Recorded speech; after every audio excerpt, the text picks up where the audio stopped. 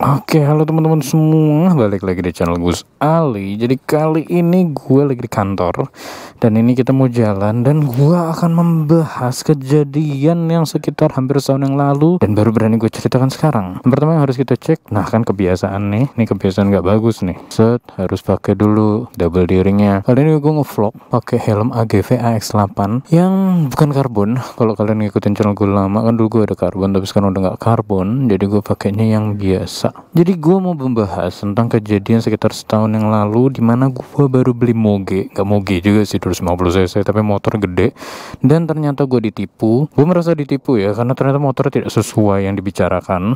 Dan kita langsung aja, kita bakal cerita, let's go.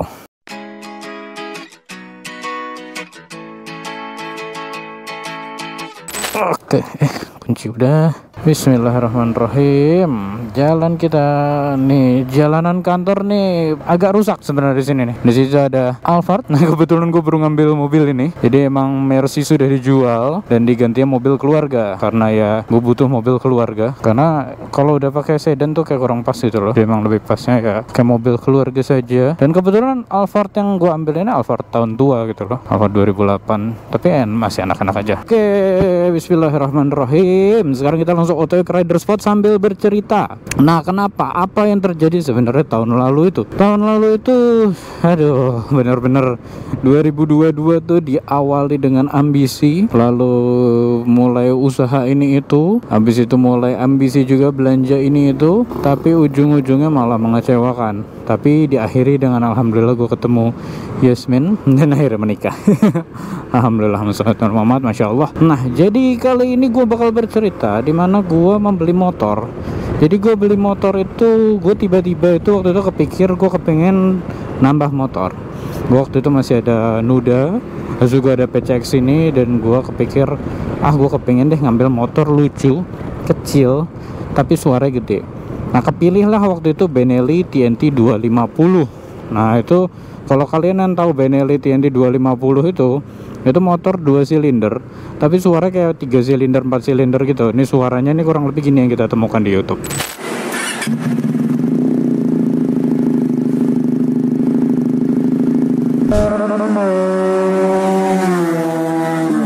Suara yang udah diganti knalpot tuh juga kerasnya luar biasa, dan motor itu juga gede.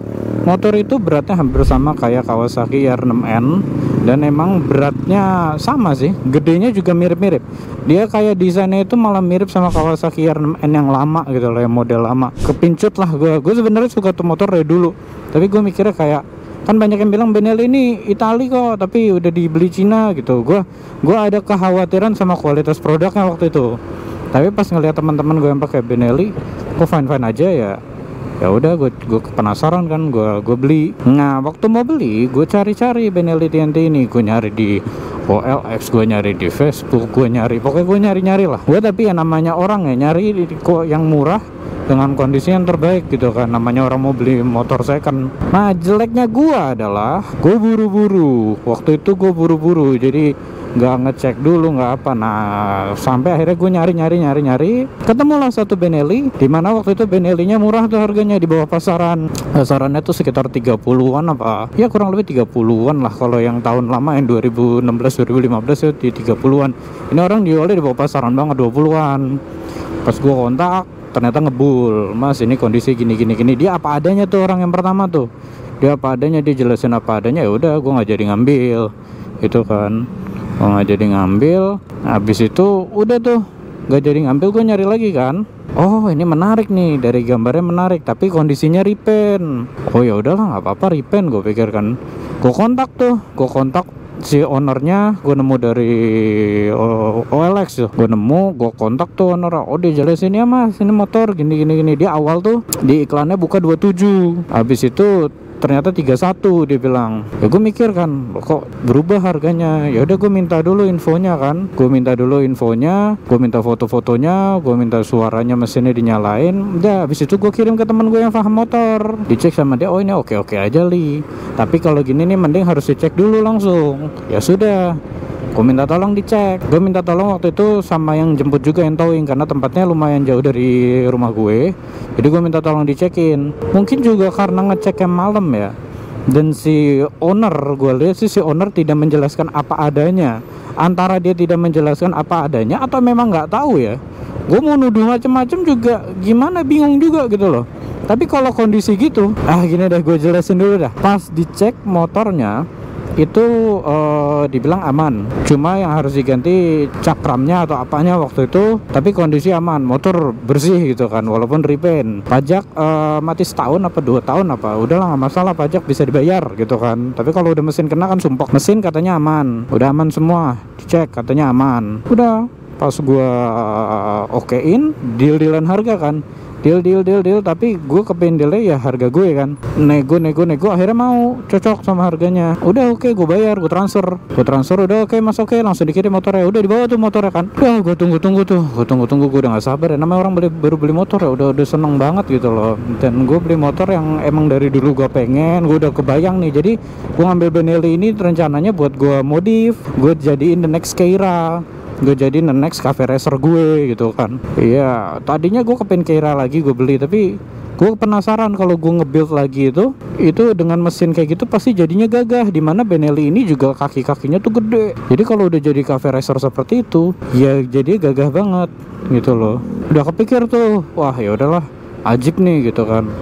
Pas nyampe gue ngeliat motornya kok gini gitu. Jadi kalian kalau misalnya ngikutin IG gue, kalian tuh bisa tahu gue sempet nge-spill gue beli motor, tapi tuh motor nggak pernah gue reveal. Jadi motor masih gue itemin gitu kan. Bahkan gue sempet nge-spill di deskripsi, gue taruh Benelli TNT gitu. Udah tuh, habis itu pas gue ngeliat motornya, anjir kok gini ya motornya ya. Aduh, kok gue khawatir nih, gue ada kekhawatiran nih. Nah ini jeleknya gue, seharusnya pas gue beli gue yang ngecek sendiri, gue nggak minta tolong orang. Kalaupun jasa ya seharusnya ya jasa yang benar-benar paham gitu kan. Udah tuh gue langsung kayak anjir gimana nih gitu, gue bingung kan. Aduh tuh tahu bulat enak, self fokus jadinya. Oke kan, gue bingung kan. Ya udah deh gue cobain dulu. Gue nyalain motornya dengan knalpot KW nya dia, nyala tuh suaranya. Oke deh, suaranya aman walaupun agak naik turun gitu kan. Udah tuh gue mulai mikir. Udah kan, makin mikir. Udahlah gue coba sejalan. Pas jalan diganti giginya susah banget, bener-bener susah. Jalan aja tuh ganti gigi tuh berat gitu. Rem kayak mati, bener-bener mati. Kayak Allah, gimana nih, motor bener-bener rongsok banget, rongsok sekali. Cir, ini motor bermasalah nih, gue udah feeling tuh motor bermasalah nih. Sudahlah, apa-apa deh, gue bawa deh ke teman gue untuk dibenerin, siapa tahu bisa gitu kan. Bawa ke teman gue, dia bilang aduh li, gue gak biasa megang Benelli, dia bilang gitu. Coba deh bawa ke teman gue. Ya udah dikirim lagi tuh motor ke teman dia. Pas dikirim, dicek, ternyata mesinnya itu udah pecah. Mesinnya itu ada bekas las-lasan di bagian yang kita nggak bisa teliti cek. Jadi emang harus dibuka dulu. Mesinnya udah las-lasan, mesin udah pecah, dalamnya udah jebol. Habis itu udah kacau. Kelistrikan juga sempat ada problem, dimana si indikator bensin gak nyala, speedometer mati kalau nggak salah, dan banyak problem lainnya. Ban udah nggak pas. Habis itu pokoknya tuh motor kacau, motor terkacau yang pernah gue beli dalam hidup gue, bahkan barang terkacau yang pernah gue beli dalam hidup gue. Bener-bener semengecewakan itu. Habis itu pas gue udah tahu gitu, ya udah deh, coba dirapiin dulu aja, gue bilang. Mungkin gak dirapiin. Ya udah coba gue akalin ya, dirapin, ternyata tetap harus beli mounting engine atau apa gitu namanya. Jadi mesinnya tuh harus diganti. Bahkan solusi dari mereka adalah kalau lu mau motor ini enak, lu beli mesin lagi. Gue mencari alternatif lain, ternyata sama, tiap bengkel bilang kita nggak bisa handle.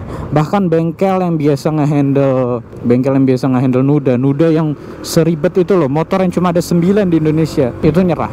Dia bilang gue nggak bisa handle. Udah kacau kan, bener-bener kacau. Gue sedih, gue bingung.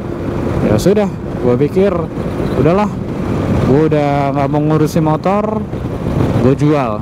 Tapi gue jual, gue jelasin apa adanya. Orang-orang pada nggak mau. Bahkan gue cari tukar tambah sama motor yang 2 kali lipat lebih murah dari motor gue. Nggak mau orang-orang. Karena orang udah ngeliat ini motor bermasalah. Dipakai masih bisa, tapi terakhir dipakai teman gue ngebul. Jadi sama aja, gue dapet zong gitu kan. Udah kan, gue bingung, hatiku hancur. Udah, habis itu gue tawarin ke teman gue yang emang dia suka nyari motor aneh. mungkin mau diperentelin atau gimana. Dia bilang kalau mau gua ambil, dia bilang gitu. Oke deh, gue deal-dealan sama dia. Akhirnya motor gue dibeli sama teman gue. Jadi itu motor laku dengan harga yang oke juga sih. Tapi ya impian gue untuk membuat cafe racer Keira yang dari Benelli itu hancur karena tertipu. Dan gini cuy, setelah itu terjadi gue jadi males banget bikin custom-nya itu. Jadi kayak nggak ada semangat gitu loh. Jadi kayak ya sudahlah, mau ngapain lagi gitu. Jadi sampai sekarang belum terjadi. Itulah pentingnya saat lu dagang motor, mau lu pedagang ataupun bukan. Dan ini bukan pedagang ya orangnya, itu jujur aja gitu loh bro. Jujur aja, lu nipu orang kayak gitu. Lu nggak jelasin suatu barang kondisi apa adanya, ya lu nipu dong. Orang yang dirugikan ya akhirnya ya bikin video kayak gini. Gimana nggak sakit hati cuy, orang udah ngeluarin duit, habis itu orangnya tidak menjelaskan motornya kondisinya sesungguhnya bagaimana. Habis itu pas pusing motornya hampir tidak bisa dibenerin. Kenapa gue bilang hampir? Karena ujung-ujungnya harus ganti mesin. Ya motor masih bisa digunakan part-part lainnya, tapi kan motor tuh, mesin tuh jantungnya. Ibaratkan manusia tuh jantungnya, organ tubuhnya tuh ya mesin, dimana itu buat menggerakkan semua part-part lainnya jadi tidak berguna. Bodi, ban, apa kaki-kaki, gila nih, kaget gue anjir. Bodi, kaki-kaki semuanya itu bisa diganti. Tapi kalau udah mesin, aduh. Taruh misalnya gue ganti mesin, gue dapet nih mesin, ya kan nomor rangka mesinnya semuanya harus disesuaikan. Masa motor gue jadi no paper? Dia pun enggak, motor custom nggak apa-apa lah bro, gini nggak mau gue dari dulu pakai motor full paper, ngapain gue harus pakai no paper gitu loh. Jadi ini ya kecewa mampus sih, kecewa gila, kecewa parah, dimana gue bingung sama orang seperti itu. Dan orangnya tahu gue loh. Jadi waktu gue beli, mas YouTuber ya, dia nyebut kok nggak salah Gus Ali gitu ya. Kan maksud gue dia udah tahu gitu loh. Terus gue ceritain gue mau bikin gini-gini. Oh iya mas, bagus tuh mas gitu. Dia dukung aja padahal dia tahu kondisi motornya bagaimana. Atau mungkin dia nggak tahu deh kita pikir. Tapi kan saat dibawa ketahuan. Dan udah begitu dia masih minta harga tinggi. Gila gue bilang. Bener-bener keterlaluan sih. Itu pengalaman gue ada. Tapi itu motor emang alhamdulillah udah nggak di gue dan di teman gue.